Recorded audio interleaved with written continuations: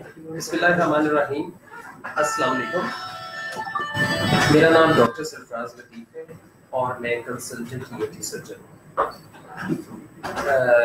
उम्मीद है आप सब बाखैरियत होंगे। अल्लाह ताला आप सबको हम सबको ज़बान में रखे। तो मैं बहुत शुक्रगुजार हूँ डॉक्टर फैसल कोफर का, जो कि डायरेक्टर सेल्स मैनेजर और मार्केटिंग मैनेजर हैं रेक्टो फार्मास्यूटिकल। उन्होंने मुझे ये अपॉर्चुनिटी दी कि मैं कोरोना की रिसेंट अपडेट्स के बारे में आपके साथ बात कर सकूँ। कोरोना वायरस एक नया वायरस बिल्कुल भी नहीं है। इसका जो लिटरेचर में ये पूरा ग्रुप ऑफ वायरसेस है,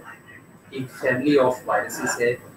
जो कि पहले इसको सार्स का नाम दिया गया है और इस फैमिली में बहुत ज़्यादा और वायरसेस शामिल हैं। और इस वायरस की जो प्रॉपर्टी है वो ये है कि ये एक नॉन लिविंग ऑब्जेक्ट है, क्योंकि वायरस में और बैक्टीरिया में एक फ़र्क होता है। जो बैक्टीरिया होता है ये पूरा एक लिविंग ऑब्जेक्ट है, इसके लिविंग ऑब्जेक्ट के सारे कंपोनेंट्स होते हैं और वो कहीं भी बैक्टीरिया हो तो वो वहाँ पे ग्रो कर सकता है। लेकिन कोरोना वायरस उसी बैक्टीरियल कंपोनेंट के, उसके लिविंग कंपोनेंट्स का एक नॉन लिविंग कंपोनेंट है, यानी कि ये this is a part of DNA और आरएनए, जो कि एक नॉन लिविंग है। जब तक इस नॉन लिविंग ऑब्जेक्ट को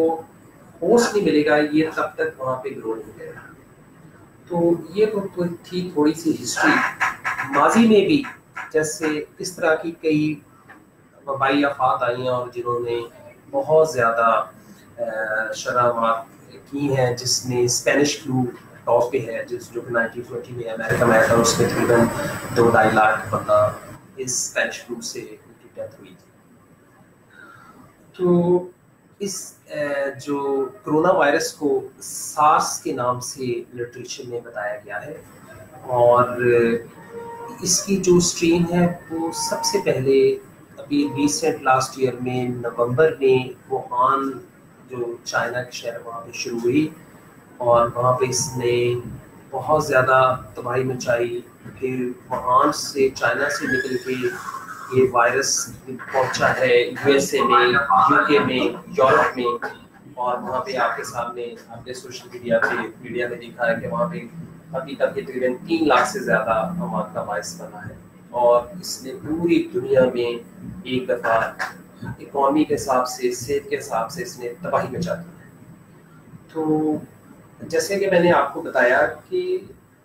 इन तमाम ममालिक में, जिसमें यूएसए है, यूके है और यूरोप है, इसमें इनका जो ग्राफ है वो सडन राइजिंग था और फिर उन लोगों ने इस पे काबू पाना शुरू किया और आहिस्ता आहिस्ता फिर प्लेटो नीचे जाना शुरू हुआ। और जिसमें से अब आपने मीडिया में देखा है कि कुछ मुल्कों ने अब जो लॉकडाउन में नरमी किया और वहाँ पे आहिस्ता आहिस्ता ग्रेजुअली जो हालात है वो अपने नॉर्मल जिंदगी की तरफ आ रहे हैं। तो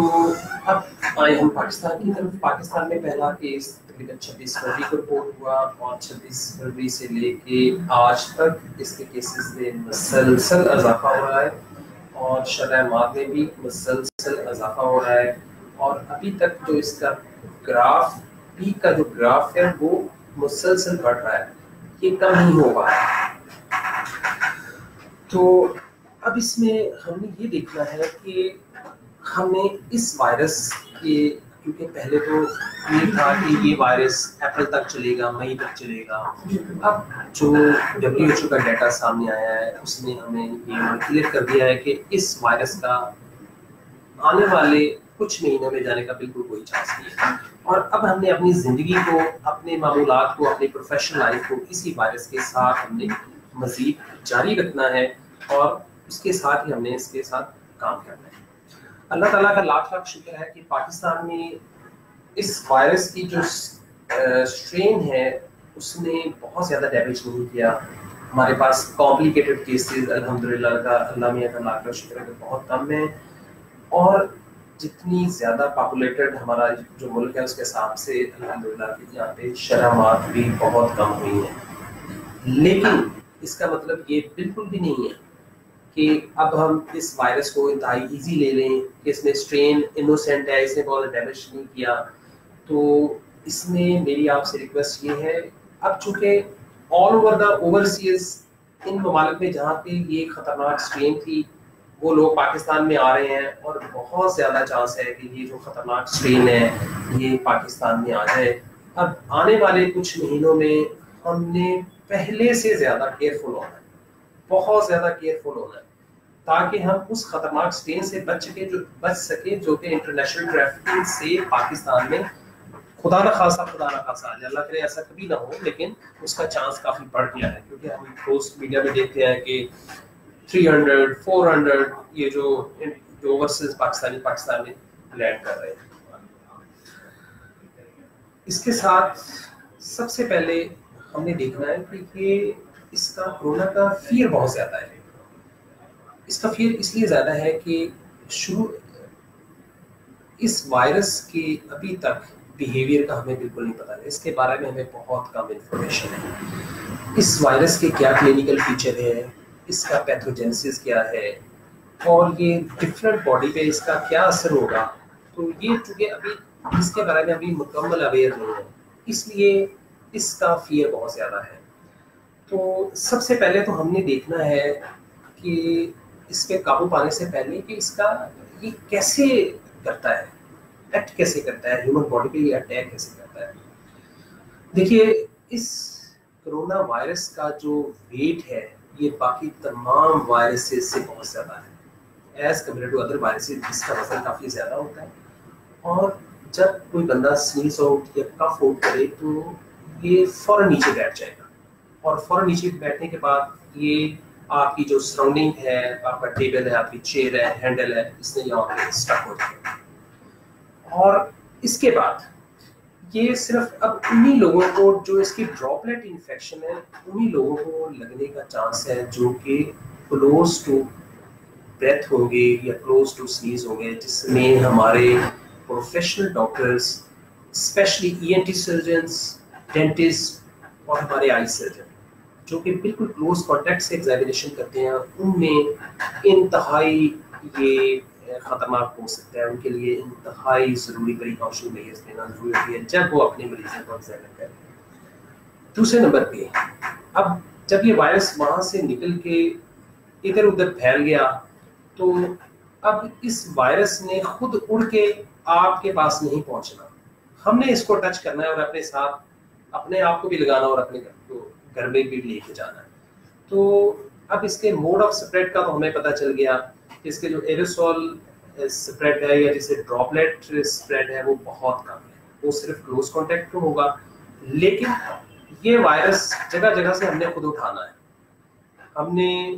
ادھر ادھر جو غیر ضروری چیزوں جس پہ چانس ہے, جیسے ہم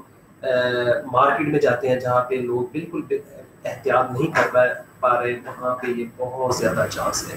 اور کرنٹ سین میں جب ان دنوں میں جب میں دیکھتا ہوں مارکیٹس میں لوگوں کا ایٹیٹیوڈ دیکھتے ہیں تو مجھے لگ رہا ہے کہ اس وقت جو ہاسپٹل وہ سیفسٹ پلیس ہے, کیونکہ وہاں پہ ہم ساری پریکاشنل میجرز لے رہے ہوتے ہیں, لیکن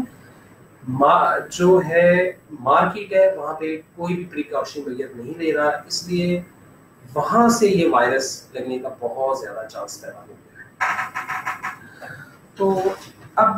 سب سے پہلے ہم نے اس وائرس سے کا اپنے ذہن سے ہم نے خطرہ نکالنا ہے. تو اگر ہم اس میں جو ریسرچ چائنا میں ہوئی ہے جس میں انہوں نے 75,000 مریضوں پہ ریسرچ کی ہے, اس میں انہوں نے جو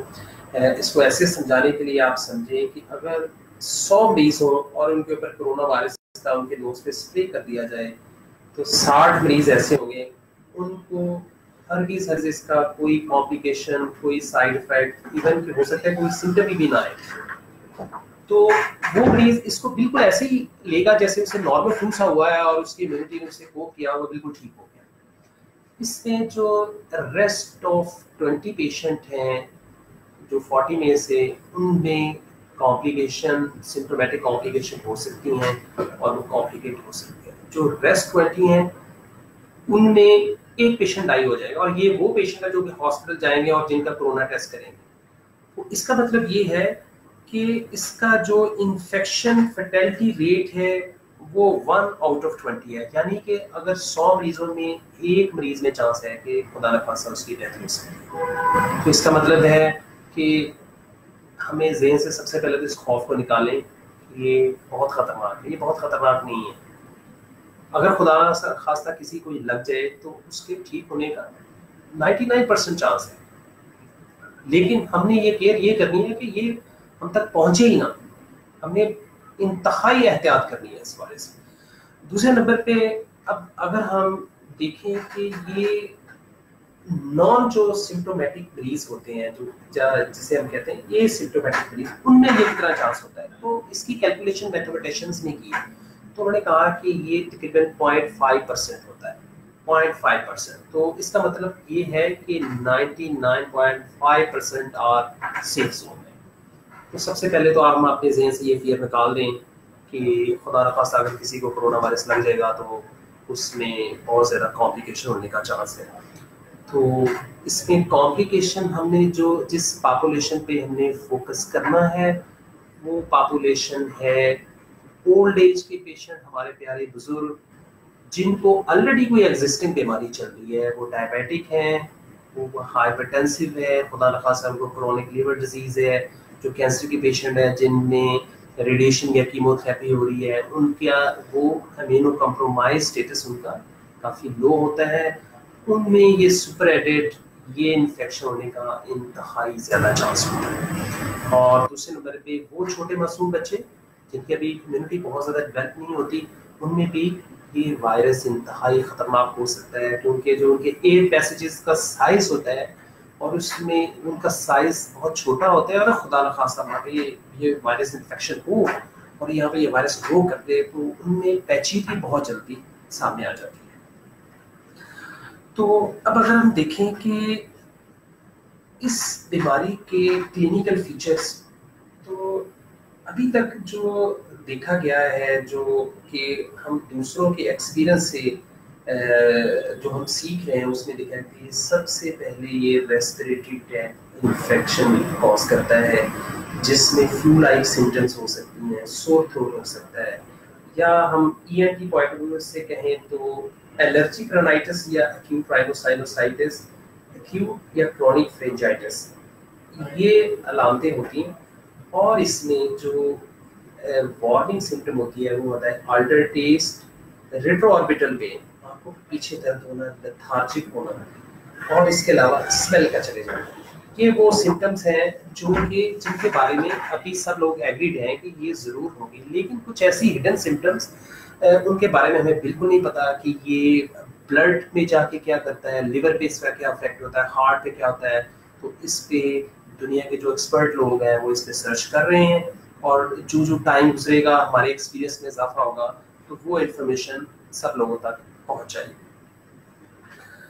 تو اس میں ہم نے دیکھنا ہے کہ جو سب سے جو امپورٹنٹ چیز ہے وہ یہ ہے کہ اس وائرس سے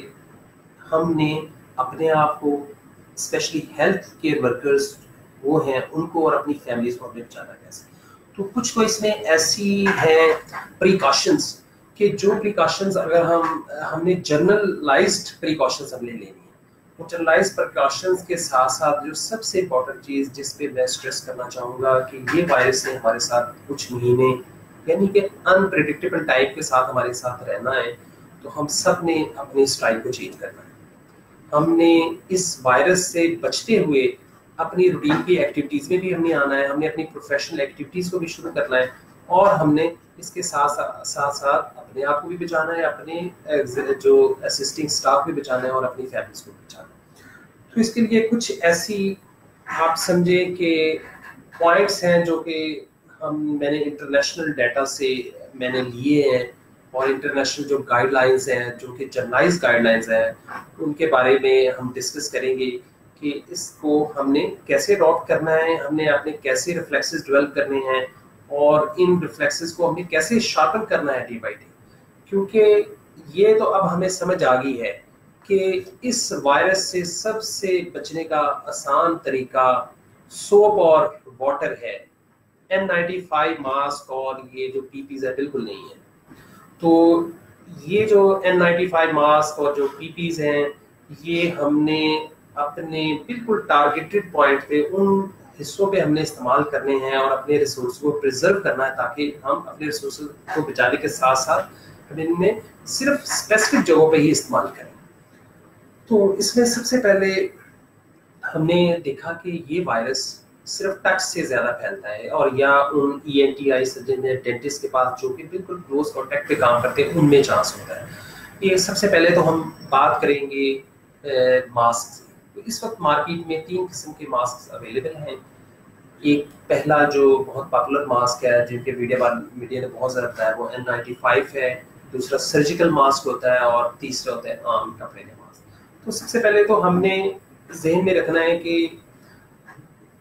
بہت روٹین میں ہمیں ماسک پہننے کی اتنی ضرورت نہیں ہوتی. N95 ماسک کی انڈیکیشن صرف یہ ہوتی ہے کہ اگر آل ENTIs ڈینٹسٹ جو کہ کلوز کانٹیکٹ پہ کام کرتے ہیں, جو وارڈ میں راؤنڈس کرتے ہیں, جو کہ سسپیکٹڈ مریضوں کو ٹیکل کرتے ہیں, N95 ماسک ان اس کمیونٹی کے لیے. اور اس کے ساتھ ساتھ وہ ہمارے اسسٹنٹ اسٹاف, ہمارے اسسٹنٹ اسکرب نرس, جو ہمارے اسسٹنٹ روٹیاز جو کہ ہمارے ساتھ اس انوائرمنٹ میں کام کریں گے, سب کے لیے N95 ماسک ضروری ہے. دیکھیے جو دوسرا عام روٹین سرجیکل ماسک ہے وہ بھی انتہائی پراپر ماسک ہے, اور اس میں ایون کہ اس کی انڈیکیشن انہوں نے یہ بھی بتایا گیا کہ اگر آپ نے انٹروبیشن کرنی ہے تو آپ سمپل سرجیکل ماسک سے بھی کر سکتے ہیں. اب رہا تیسری قسم کا ماسک جو کہ جس کو کپڑے کا ماسک کرتے ہیں, تو یہ روٹین میں استعمال ہونا چاہیے جب ہم نارمل کمیونٹی میں مارکیٹ میں جائیں, تاکہ خدا نخواستہ اگر ہم میں وائرس ہے تو ہم یہ دوسری کمیونٹی کو یہ اسپریڈ نہ کر سکیں. تو اس میں سب سے زیادہ جو ہم نے کیئر کرنی ہے وہ یہ کرنی ہے کہ ہم نے بار بار اپنے ہاتھوں کو ہم نے کنٹرول موشنز کی ہم نے ریفلیکسز بنانے ہیں. بلا وجہ ہم نے آنکھوں کو ٹچ نہیں کرنا, بلا وجہ ماسک کو بار بار ٹھیک نہیں کرنا, بلا وجہ ہم نے ماسک کے ساتھ مس ہینڈلنگ نہیں کرنی. اور اسپیشلی اس کے بارے میں آپ کو کچھ پوائنٹس میں ضرور بتانا چاہوں گا, تاکہ کچھ لوگوں اکثر ہم نے دیکھا کہ انہوں نے ماسک تو لگایا ہوتا ہے لیکن وہ ماسک پہ ناک ایکسپوز ہوتا ہے. کچھ لوگوں نے ماسک کو لگایا ہوتا ہے لیکن وہ چن سے بھی نیچے ہوتا ہے. تو یہ ایبسولوٹلی یوز ایسے ماسک لگانے کا بالکل کوئی فائدہ نہیں ہے. تو اس میں میری ریکویسٹ یہ ہے کہ جب آپ نے ایک دفعہ ماسک لگوایا تو پھر آپ نے اس کی جو ہینڈلنگ ہے بہت پراپر طریقے سے کرنی ہے, اور اس کو اسی اسٹپ سے پکڑیں گے جس اسٹپ آپ نے جو لگائی ہے ادھر سے ہی ہینڈل کریں گے. اور اگر جب آپ نے مثال کے طور پر بورڈ میں کام کر رہے ہیں, آپ اپنے آفس ورک میں کام کر رہے ہیں, اور اس طرح اگر آپ نے چائے پینی ہے تو آپ نے کوشش کرنی ہے کہ اس کو اس کی اسٹرپ سے کھولنے کے بعد اس کو ٹیشو پیپر کے اوپر جو باہر والی سائڈ ہے وہی سرف کے ساتھ ٹچ کریں. اور ہر ہینڈ موومنٹ کے ساتھ آپ نے کوشش کرنی ہے کہ آپ نے ہینڈ سینیٹائزر یا صابن سے بار بار ہاتھ دھوئیں. یہ آپ نے اپنے ریفلیکسز بنانے ہیں. ہر پیشنٹ جب بھی ایگزامن کرنا ہے, ہر پیشنٹ کو ایگزامن کرنے سے پہلے اور ہر پیشنٹ کو ایگزامن کرنے کے بعد یہ اپنے ریفلیکسز میں آپ نے شامل کرنا. اس کے بعد جو ضروری بات میں آپ کو بتانا چاہوں گا کہ براہ کرم ایسے پیشنٹس, اب ہم نے یہ بھی ریفلیکسز کرنے ہیں. اگر ہم ایک انوائرمنٹ میں کام کر رہے ہیں تو ہم نے اپنے کولیگس کو اور اپنے اسسٹنٹ اسٹاف کو ہم نے سب سے کہنا کہ please keep an eye on your surroundings.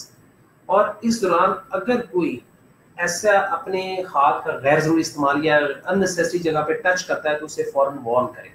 تو اس طرح اگر سب ہم ایک دوسرے پہ رکھیں گے تو اس سے ہمارے ماسک کی ایفیکیسی میں بھی اضافہ ہوگا اور اس سے وائرس سے بھی بچیں گے. تو اس لیے ہم نے سب نے ایک دوسرے پہ نظر رکھنی ہے. سیکنڈلی جو اس کے علاوہ جو ضروری بات ہے وہ یہ ہے کہ جب ہم اپنے آفس میں کام کر رہے ہوں تو اس میں ہم نے ایسے کوشش کرنی ہے کہ ہم نے جو ایکسیسو جو فرنیچر یا انسٹرومنٹس یا اور چیزیں یہ بھی ہم نے اپنے آفس سے اٹھا دینی ہے, اور ہم نے ہاتھوں کو غیر ضروری طور پہ ادھر ادھر لگانے سے مکمل پرہیز کرنا ہے. اس کے ساتھ جو ہم نے جو ضروری چیز ہے کہ آپ نے اپنے اس کولیگ کے پاس بالکل نہیں جانا جس نے ماسک تو پہنا ہوا لیکن اس نے ناک اس کا ایکسپوز ہے. اسے آپ نے وارن کرنا ہے اور جو بھی ایسا آپ ایون کہ جنرل کمیونٹی میں بھی دیکھیں جنہوں نے ماسک پہنا ہے تو انہیں آپ گائیڈ کریں کہ یہ ماسک یوز لیس ہے ان کے لیے، اور بار بار آپ اس کو بار بار جب ہینڈل کریں گے تو اس سے بھی آپ کو وائرس لگنے کا خطرہ ہوتا ہے۔ دوسرے نمبر پہ جو ضروری بات جو میں آپ کو بتانا چاہ رہا ہوں وہ یہ ہے کہ ان دنوں میں ہم نے اپنے لائف اسٹائل کو بھی چینج کرنا ہے۔ پہلے جو ہم کیفیٹیریا، میس،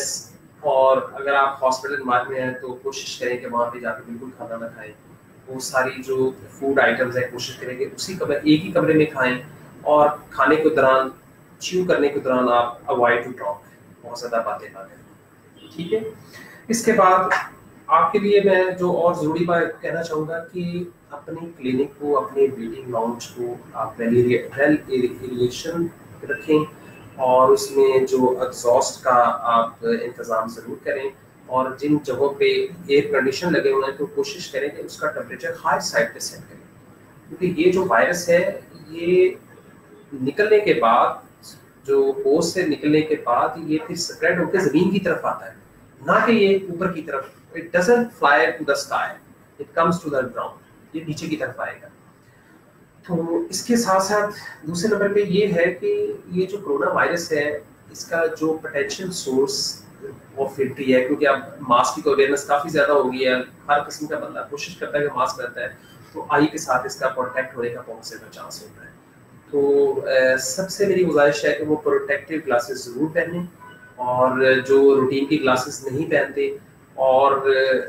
جو ہیلتھ کیئر ورکر یا پروفیشنلز ہیں ان کے لیے میں ریکمینڈ کروں گا کہ وہ اس کے ساتھ فیس شیلڈ یا فیس ماسک جسے کہتے ہیں وہ ضرور استعمال کریں، اور اس کو پہننے کا ٹائم آپ کی کار پارکنگ سے لے کے جب تک آپ اپنے ہاسپٹل کے اندر اسٹے کرتے ہیں، جب آپ اپنے فرینڈ سے گوسپس کرتے ہیں تو آپ نے وہ مسلسل لگائے رکھنا ہے۔ یہ آپ کی آنکھوں کے ساتھ ساتھ آپ کے فیس کا اور آپ کے اس تمام اپر حصے کو یہ پروٹیکٹ کرتا ہے۔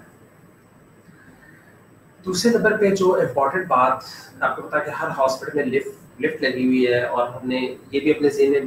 رکھنا ہے کہ اب ہمیں اپنے لائف اسٹائل کو چینج کرنا ہے، تو ہمیں لفٹس کو استعمال کرنے سے اوائڈ کرنا چاہیے، کیونکہ اس میں جو پوٹینشیل اسپریڈ ہے اس کا رسک بڑھ جاتا ہے۔ تو ان دنوں میں سب لوگ بلکہ اپنی ہیبٹ بنائیں کہ وہ لفٹ کا استعمال نہ کریں، اسٹیئرس کو یوز کریں، اور اسٹیئرس کو یوز کرنے کے دوران آپ نے بالکل بھی اس کی جو ریلنگ ہے یا دیواریں ہیں ان کو غیر ضروری نہیں چھونا، اور آپ کے جو اپنے کولیگس ہیں ان کو بھی آپ نے اسی بات پہ کنونس کرنا ہے، اور ان کو یہ گائیڈ بھی کرنا ہے کہ اگر اس دوران کوئی بندہ چھوئے تو آپ انہیں گائیڈ کریں کہ یہ آپ کے لیے صحیح نہیں ہے۔ اسی طرح ہم نے اپنے ریفلیکسز کو ڈیولپ کرنا ہے تاکہ اس کرونا وائرس سے بچا جائے۔ اسی طرح ہمارے جو ہاسپٹل کی ریسیپشنز ہیں ان میں ہمیں وہ ایک شیشے کی کورنگ لگانی چاہیے، اور ہر وہ مریض جو کہ ہاسپٹل میں انٹر ہوتا ہے انہیں بتایا جائے کہ آپ نے بغیر ماسک کے ہاسپٹل میں داخل نہیں ہونا۔ اس کے علاوہ جو اور ضروری چیز ہے ان میں یہ ہے کہ جو اس بات کو انشور کیا جائے کہ اگر مریض ہاسپٹل میں آتا ہے تو اس میں چھوٹے بچوں کا ہاسپٹل میں لانا بالکل غلط ہے، ان میں 100% انفیکشن لگنے کا خطرہ ہوتا ہے۔ اور اسی طرح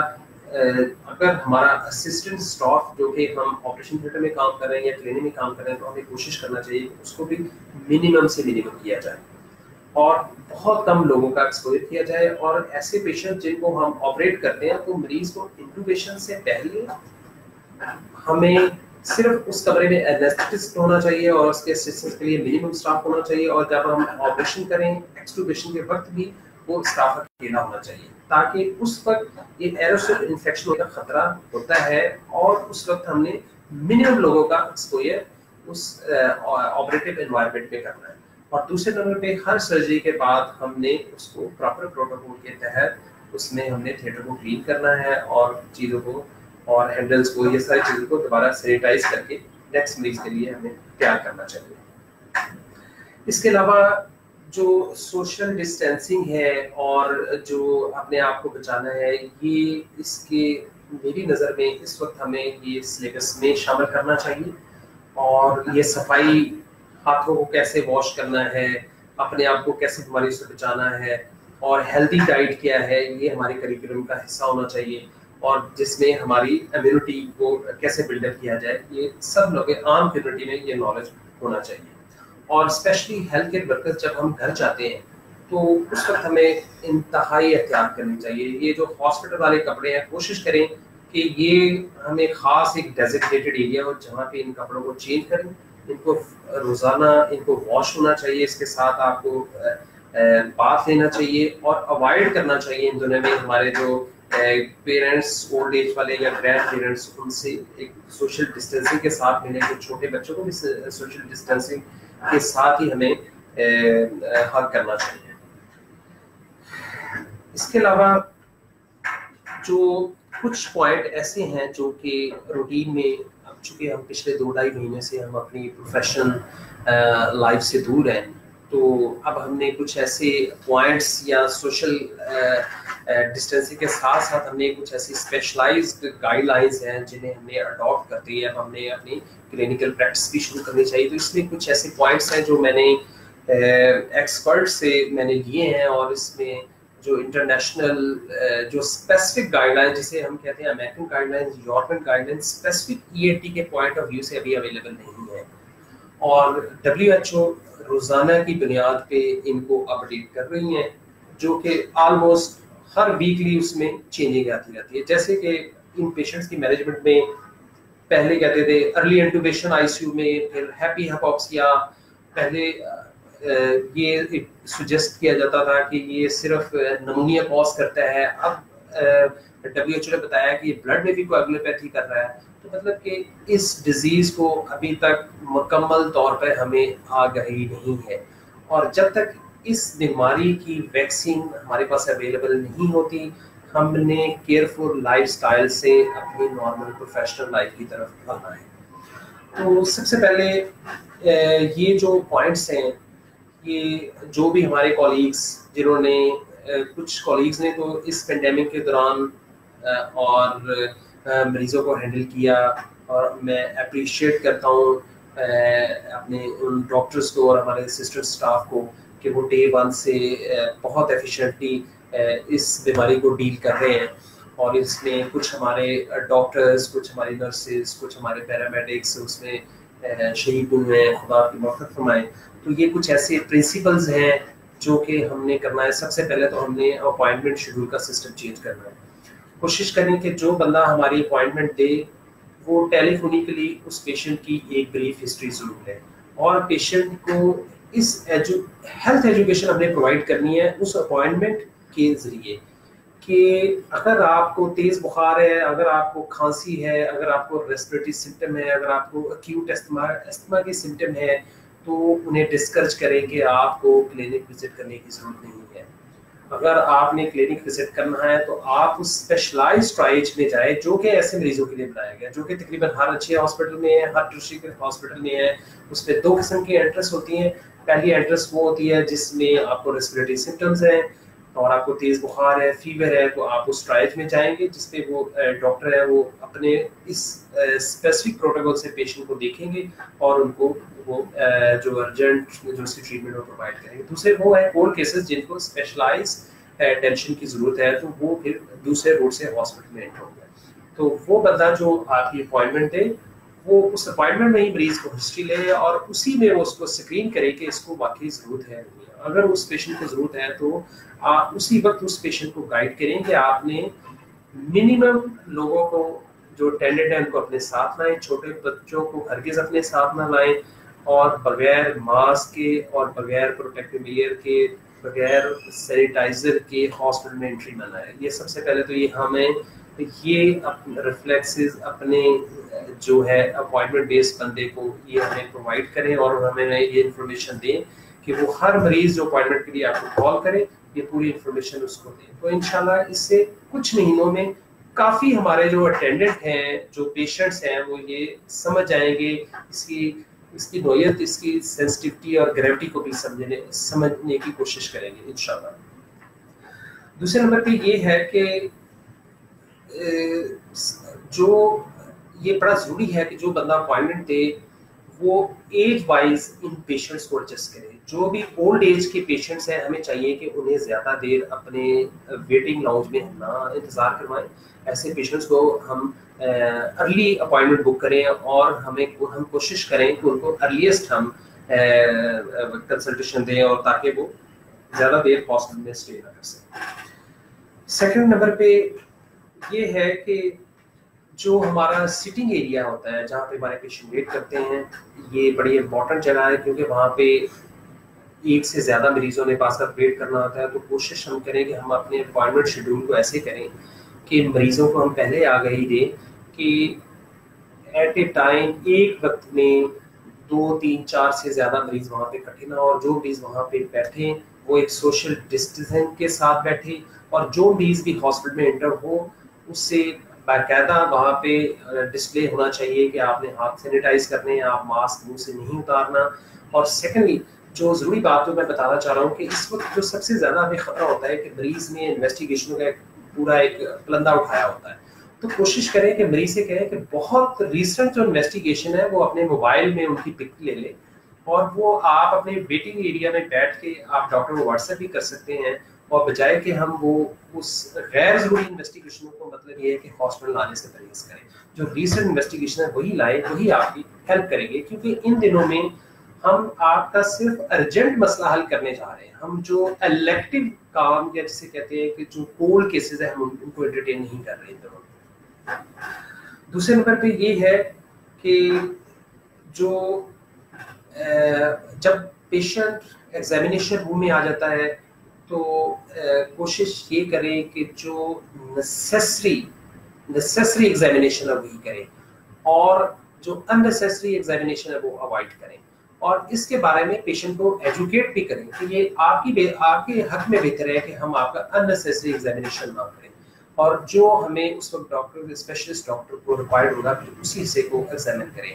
اور سب سے جو ضروری بات یہ میں بتانا چاہ رہا ہوں کہ اس ٹائم ہمارے اس ریجن میں پاکستان میں ہر ایسا پیشنٹ جو کہ اسپیشلسٹ ڈاکٹر کی اوپینین لینے آ رہا ہے, اور ای این ٹی سرجن کے پاس آ رہا ہے, آئی سرجن کے پاس, ڈینٹسٹ کے پاس, ان تمام ان ہیلتھ کیئر ورکرز کے لیے انتہائی ضروری ہے کہ وہ مکمل پی پی کے ساتھ مکمل پروٹیکٹیو گیئرز یوز کرتے ہوئے ان پیشنٹس کو ایگزامن کریں. ان پیشنٹس کو چونکہ پاکستان میں اتنی ایکسٹینسو ٹیسٹنگ نہیں ہو سکی ابھی تک, اور ابھی تک جو ڈیٹا ہے اس میں ہم نے بہت کم پرسنٹیج کو ٹیسٹ کیا ہے. تو اور دوسرے نمبر پہ جتنی بھی سائن اور سمٹمز ای این ٹی کی ڈیزیزز کے ہیں اور کرونا وائرسز کے ہیں, ان میں کس کو کرونا ہے کس کو نہیں ہے یہ سوائے ٹیسٹ کے بالکل بندہ ڈیفرینشیٹ نہیں کر سکتا, اور ایگزامینیشن میں بالکل کوئی ایسی فائنڈنگ پک نہیں کر سکتا جس میں آپ پوائنٹ آؤٹ کریں کہ اس کو کرونا ہے. اس لیے میری سب سے ریکویسٹ یہ ہے کہ ہم نے جو ٹارگیٹڈ ایگزامینیشن ہم نے کرنا ہے, اور اسی کے بارے میں ہم نے مریض کو بھی ایجوکیٹ کرنا ہے کہ ان نیسیسری ایگزامینیشن. اس کے ساتھ ساتھ جو ضروری چیز ہے وہ یہ ہے کہ غیر ضروری جو ریجڈ اور فائبر آپٹک نیزو اینڈوسکوپک ایگزامینیشن یہ بالکل نہیں کریں, کیونکہ ان کی جو کیئر ہے وہ بہت مشکل ہے, اور ہر مریض میں اس میں چونکہ سسپیکٹڈ کیسز ان دنوں میں زیادہ ہے اور آنے والے ٹائم میں ہو سکتا ہے یہ اور کیسز بڑھ جائے, تو یہ اوائڈ کریں. اگر بہت ضروری ہو تو شاید آپ جو ایک آدھ مریض کی کر سکتے ہیں اور جن کو آپ پہلے گائیڈ کریں کہ صرف ایک ہی کریں گے, اور اس کے بعد اس انسٹرومنٹ یا اکوپمنٹ کو اور پراپر طور پہ آپ اسٹرلائز کریں, اور لیکن اس دن کوشش کریں گے ایک ہی پروسیجر, یہ جو شارٹ ایگزامینیشن پروسیجر ہے وہ صرف ایک ہی کریں. سیکنڈ نمبر پہ اور جو سب سے ضروری پوائنٹ وہ یہ ہے کہ جو آپ کا ریسیپشنسٹ یا آپ کی اپوائنٹمنٹ بک کرے تو وہ اسی وقت پیشنٹ کو بتائے کہ ان دنوں میں ہم صرف ارجنٹ کیسز کو بک کرتے ہیں جس میں سانس کی خرابی کے متعلق اگر کوئی شکایت ہو, کسی کو اگر خدا نخواستہ کینسر ڈائگنوز ہے, تو دوسرے نمبر پہ یہ ہے کہ اگر کسی کو ایسی ارجنٹ پرائرٹی ہے جیسے کسی کو ٹریکیوسمی کی ضرورت ہے تو یہ وہ پیشنٹ ہے, یہ ہماری پرائرٹیز ہیں. جو بقایا یہ ٹی کے پروسیجر ہے جس میں نیزل پالپس ہے, ٹاسٹیکٹمی, ایڈینوائڈ, سمپل نیزل پالیپوسس, تو ایسے مریضوں کو چونکہ ابھی تک ہمارے پاس کوئی گائیڈ لائنز اویلیبل نہیں ہیں, ٹاپ اتھارٹیز اس پہ کام کر رہی ہیں, جو وہ اتھارٹیز ہمیں گائیڈ کریں گی اس کے حساب سے ہم کو اڈاپٹ کر کے یہ فیسلٹیز ہم آفر کریں گے. تو مقصد یہ ہے کہ آپ نے پیشنٹ کو اپوائنٹمنٹ بیس ہی آپ نے انہیں پہلے انفارم کر دیں کہ ہم اس کیٹیگری کے مریضوں کو انٹرٹین کرتے ہیں، تاکہ آپ کی کلینک پہ غیر ضروری رش بھی نہ پڑے، اور دوسرے نمبر پہ آپ ان مریضوں کی یہ کیئر فیسلٹی پرووائڈ کریں جن کو آج کل ضرورت ہے۔ دوسرے نمبر پہ جو ضروری چیز ہے وہ میں آپ کو یہ بتانا چاہ رہا ہوں کہ آل پیشنٹ جن کو اکیوٹ استھما کی سمٹمز ہیں، براہ کرم ان کو بالکل ایگزامن کرنے کی کوشش کریں۔ یہ سارے مریض جن کو سانس کی خرابی کے متعلق شکایات ہیں اور ان کو پری ایگزسٹنگ یا پہلے میں فیوچر میں استھما چل رہا تھا، تو ایسے مریضوں کو ٹرائلز میں سے گزرنا ضروری ہے اور ان کو وہ اسپیسیفک ایریا میں ہی ایگزامن کرنا چاہیے۔ دوسرے نمبر پہ اس وقت یہ بیسٹ ٹائم ہے ہمیں پلاننگ کرنے کا۔ پلاننگ ہم نے کرنی ہے کہ اس پینڈیمک میں جیسے اس کے لیے کوئی بھی قوم ذہنی طور پہ تیار نہیں تھی کہ ہم نے گھر سے کیسے کام کرنا ہے، ہم نے اسکول میں بچوں کو کیسے بھیجنا ہے یا آن لائن ایجوکیشن کیسے کرنی ہے، ہم نے ہمارے جو ٹریننگ ڈاکٹرز جن کی پچھلے 3-4 مہینوں سے ٹریننگ اسٹاپ ہو گئی، ہم نے ان کو کیسے ٹرین کرنا ہے۔ تو یہ ٹائم ہے ہمیں پلاننگ کا۔ تو آنے والے ٹائم میں اس ٹائم میں ہمارے جو ایکسپرٹس ہیں وہ اس پہ کام کر رہے ہیں کہ ہم نے اس وقت اپنے آپ کو پریپیئر کرنا ہے، کیونکہ یہ جو سڈن ایک پینڈیمک ہے اس نے تقریباً تمام جو معمولات زندگی کو دربرق کر دیا ہے۔ جو اور ضروری بات جو میں آپ کو بتانا چاہ رہا ہوں کہ اس سارے سینیریو میں اس وقت ہم نے جس پہ ٹاپ اتھارٹیز ایگریڈ ہیں وہ یہ ہے کہ اس بیماری کا فی الوقت جو علاج ہے وہ سوشل ڈسٹینسنگ ہے اور اس کی پرسنل کیئر ہے جس کو سیلف کیئر کرتے ہیں۔ اس بیماری سے، کرونا وائرس سے ہم نے ڈرنا ہے اور ہم نے اس سے بچنا ہے، اپنے آپ کو بھی بچانا ہے اور لوگوں سے بچانا ہے۔ اور میں تو کہوں گا کہ وہ سلوگن کو ماڈیفائی کریں کہ اس سے ہم نے لڑنا بالکل نہیں ہے، اس سے ہم نے بچنا ہے، اسی میں سب کی سلامتی ہے۔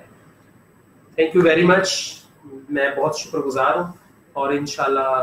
مزید بھی جو بھی اپڈیٹس آئیں گی وہ ہم آپ کے ساتھ شیئر کریں گے۔ اور میں آخر میں ڈاکٹر فیصل کھوکھر صاحب کا مشکور ہوں، انہوں نے اپنی ایکسپرٹ ٹیم ہمارے پاس بھیجی، اور عمران صاحب، اور تھینک یو ویری مچ ریمنگٹن، اور ہمارے جو ٹیکنیکل ایکسپرٹس ہیں، تھینک یو ویری مچ۔ بہت تھینک یو، ایکسیلنٹ، ٹھیک ہے جناب، ایکسیلنٹ سر اتنے ویبینار